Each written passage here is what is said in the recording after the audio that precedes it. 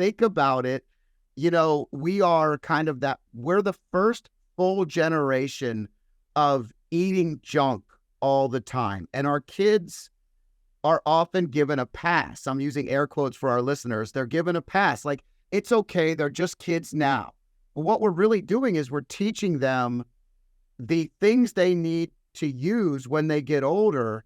And I'm not saying don't have a donut, don't have ice cream, but I can't tell you how many times I'm like, put away the goldfish. Maybe we can eat this. Why don't you do this instead? And they think I'm just crazy and overbearing and pushy.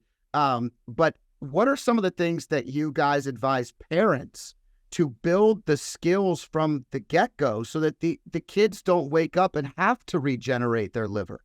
Right. Well, you know, it does start with the parents, because if you have parents, statistically speaking, and also looking at the data, you have parents that are obese, they have metabolic syndrome, they have fatty liver. Children are more likely to have fatty liver as well. Unfortunately, Dr. Hannanay, who could speak to this, you know, has many scenarios like that within his practice.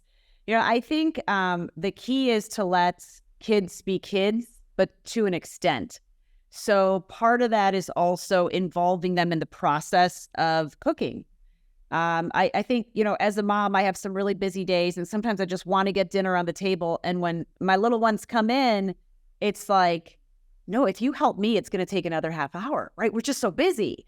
So I think what I try and do is I try and involve them in the shopping experience, right? So I'll let you get something that's a little junky, but for everything junky, you have to get two things that's not junky. You have to promise that we're going to try and figure out how to utilize this. So get them involved as opposed to just putting something in front of them. And I talk to my kids a lot about this concept of hunger and fullness. You know, not to go back to bashing the schools, but my 8-year-old, he came home every day with his snack that he would have. Why aren't you eating your snack? I don't get it. And so finally he said, well, snack is at 9. I'm just not hungry, Mom. So, and it just like a light bulb went up that like they are told at 9 a.m.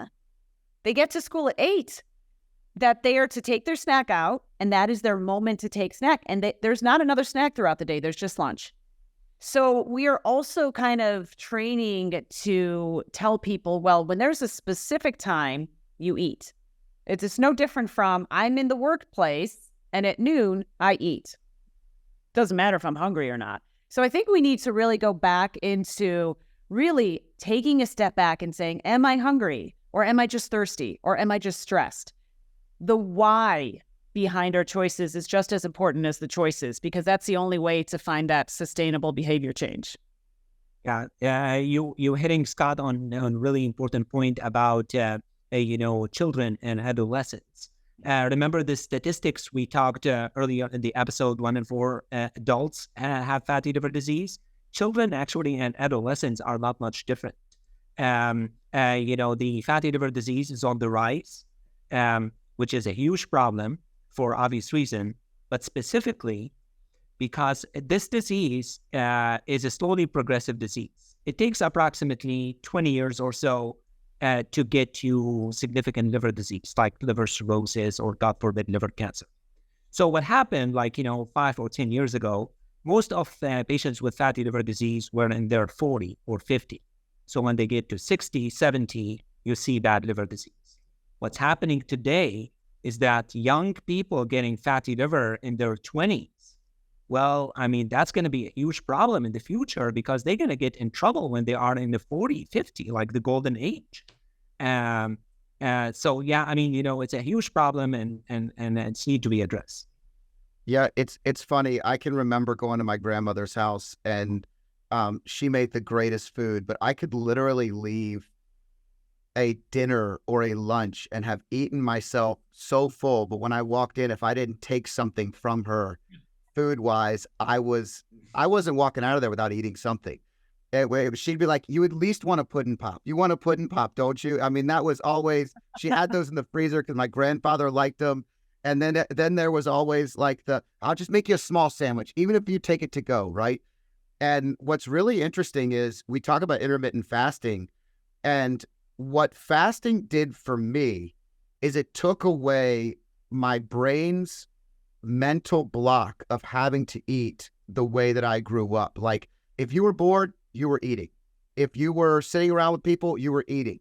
I mean, we went out to a winery and we had just finished this huge lunch, and my mom orders a charcuterie tray. And I'm like, Mom, we just ate lunch. Like, she's like, someone could be hungry.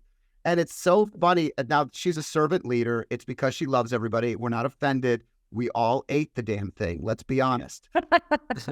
But at the same time, by fasting, I actually taught myself that it was okay to miss a meal. It was okay. Mentally, I flipped a switch, and I can remember a couple of years ago where I had to fast for like giving blood in the morning.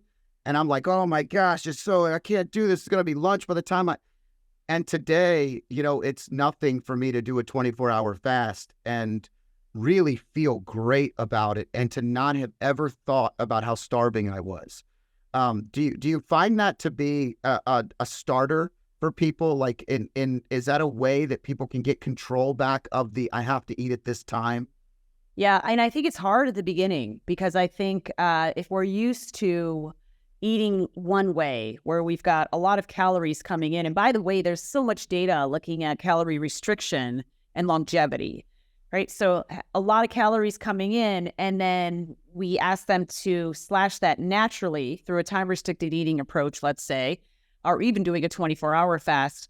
It's really challenging at the beginning, but it becomes easier. And what I'm seeing in my patients is, over time, they can't imagine how much they used to be eating. I mean, oh my gosh, I was just eating so much. I don't know if Dr. Roizen shared this with you, but one of the really interesting things he says in one of his books is really to just not eat when the sun is down. Yeah. It's a really interesting concept, right? Now, it gets a little screwy once you get into summer, because you have so many hours, right? But in the winter months, it's a great way to look at this, right? And then even what you were saying, Scott, about you typically don't eat until 11 or 12. And so people will say, oh, well, you can't skip breakfast because there's so many studies that talk about how great breakfast is. But really, it's like, again, we're associating this word breakfast. Your breakfast could be at noon. It is simply breaking the fast, and that's what breakfast is. So breakfast doesn't have to look like the Pop-Tart at 7 a.m. on your way out the door. The point here is that we can make our diet look however we want. Even within the plans that we recommend within the book, we consistently say, take pieces and parts of these plans and make it what works. At the end of the day, if you don't like something in a plan, you won't stick with it. If I tell you to eat kale and you hate kale, you'll do it for me for a very short amount of time, and then eventually you won't do it anymore. So I think tap into your personal preferences, listen to your hunger, but really recognize that if you eat slow, if you take a lot of chews, if you put the fork down, if you put the TV off, and you take that time, you have a much greater ability to eat a lot less. We're distracted all the time, and this is why we're constantly eating. Yeah, I read a paper recently about intermittent fasting, and something comes up that I tend to use with my patients. Use intermittent fasting gradually. Meaning, this week, let's stick with 6 hours a day, relatively easy. And then the next week, let's go up by 1 hour, 7 hours a day, et cetera, for another week or two. Do it gradually, because to your point, Scott, yeah, I mean, it's not one size doesn't fit all, and it's not always easy. But I think, all of us can pretty much do 6 hours a day, for a week or two, and build up from there. Yeah, the non-snacking. It's amazing how just cutting out snacks will change the whole relationship with food. People snack so much. And I know that they think that eating small meals is helping their metabolism. And in some ways it can be, but in other ways, they're building habits that are, again, unsustainable. If you like clips like this, I have a similar clip here. And if you want to watch the full video, click here.